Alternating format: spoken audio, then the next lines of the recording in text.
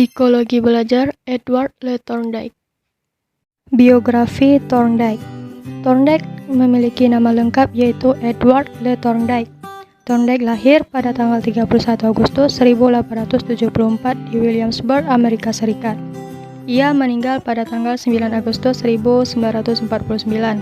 Thorndike anak seorang pendeta gereja Metodis di Lowell, Massachusetts. Ayahnya bernama Edward Robert Thorndike dan ibunya bernama Abby Lee Thorndike. Thorndike anak kedua dari 4 bersaudara. Kakak laki-lakinya bernama Ashley Horace dan adik laki-lakinya bernama Lane. Adik perempuannya bernama Mildred. Thorndike memperoleh gelar sarjana pada tahun 1895 di Wesleyan Universitas. Melanjutkan pendidikannya di Harvard University. Thorndike juga belajar dari William James pada tahun 1895 sampai 1897 di Universitas Harvard. Thorndike mendapatkan gelar doktor filsafat pada tahun 1898 di Universitas Columbia. Thorndike bekerja sebagai psikolog dan Thorndike dikenal sebagai pendiri psikologi modern. Selanjutnya adalah teori Edward Lee Thorndike. Teori ini dikenal dengan teori koneksionisme. Teori pembelajaran ini merupakan peristiwa terbentuknya asosiasi atau koneksi antara peristiwa yang disebut dengan stimulus dan respon. Stimulus merupakan perubahan dari lingkungan eksternal yang menjadi tanda untuk mengaktifkan organisme untuk beraksi atau berbuat. Sedangkan respon merupakan tingkah laku yang dimunculkan karena adanya perangsang. Dalam teori ini ada beberapa cara dalam pembelajarannya, salah satunya yaitu dengan cara trial dan error. Trial dan error menjelaskan bahwa setiap organisme jika dihadapkan dengan situasi baru akan melakukan tindakan-tindakan yang sifatnya coba-coba secara membabi buta. Jika dalam usaha mencoba-coba itu secara kebetulan ada perbuatan yang dianggap memenuhi tuntunan situasi, maka perbuatan kebetulan itu cocok atau dipegangnya. Karena latihan yang terus-menerus, maka waktu yang dipergunakan untuk melakukan perbuatan yang cocok itu makin lama makin efisien. Selanjutnya, ciri-ciri teori koneksionisme. Yang pertama, aktivitas belajar disebabkan oleh suatu motif. Yang kedua, situasi belajar memiliki banyak tanggapan. Yang ketiga, tanggapan yang gagal dan yang salah mengalami eliminasi. Dan yang keempat, adanya kemajuan dari hasil tanggapan-tanggapan. Tahap-tahap proses perkembangan dalam teori Thorndike.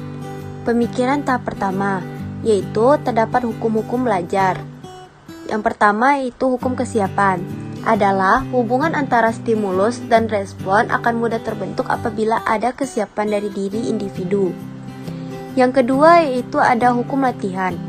Semakin sering latihan, maka koneksi antara stimulus dan respon akan kuat, begitupun sebaliknya. Yang ketiga yaitu hukum efek. Adalah kuat atau lemahnya hubungan stimulus dan respon dilihat dari akibat yang ditimbulkannya. Yang keempat hukum sikap, yaitu adalah stimulus dan respon kuat apabila akibatnya memuaskan dan begitupun sebaliknya. Pemikiran tahap 2. Revisi hukum latihan dan hukum akibat. Yang pertama itu hukum latihan. Hukum latihan ini pengulangannya tidak menjamin memperkuat hubungan stimulus dan respon. Dan sebaliknya, tanpa pengulangan pun hubungan stimulus dan respon belum tentu diperlemah.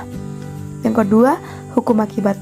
Hukum akibat ini perubahan perilaku yang berakibat positif karena hadiah, sedangkan hukuman tidak berakibat apapun.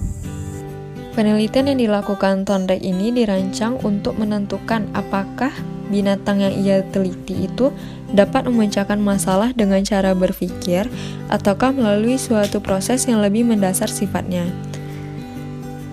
Dapat kita lihat di dalam gambar tersebut terdapat sebuah box atau kotak yang di dalamnya juga terdapat seekor kucing. Di dalam box tersebut juga terdapat sebuah pedal yang otomatis jika diinjak akan membuka pintu dari box atau kotak tersebut. Di depan box atau kotak tersebut juga terdapat makanan kucing. Jadi eksperimen yang dilakukan oleh Thorndike ini adalah ia memasukkan seekor kucing ke dalam box atau kotak yang mana box tersebut akan terbuka jika pedal yang ada di dalamnya diinjak dan akan membuka pintu dari box tersebut. Jadi saat memasukkan kucing tersebut ke dalam box atau kotak tersebut, tentu kucing tersebut merasa tidak nyaman dan akan memberikan respon acak seperti mengeong, berlari-larian, dan mencakar-cakar sampai akhirnya ia menemukan respon yang benar, yaitu secara tidak sengaja menginjak pedal tersebut sampai akhirnya pintu kotak atau box tersebut terbuka. Setelah itu, kucing tersebut ditaruh lagi dalam kandang dan diulang lagi sampai beberapa kali. Mula-mula kucing tersebut melakukan respon acak lagi seperti mengeong, mencakar, melompat, dan berlari-larian. Namun gagal membuka pintu untuk memperoleh makanan yang ada di depannya.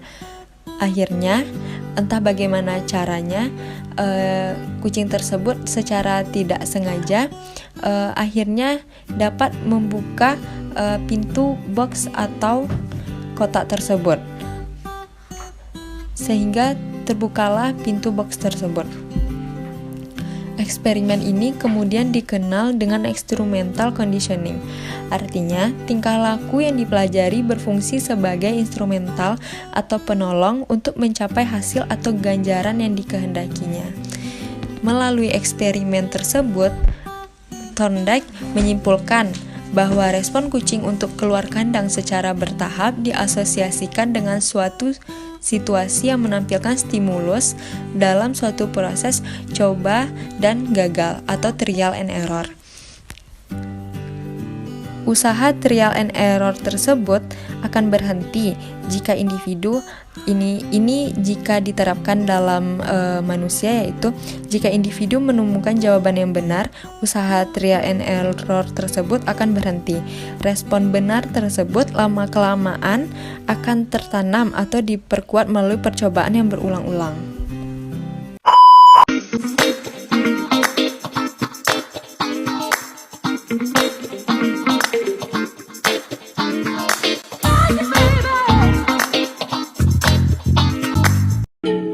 Stay low when the night stay golden.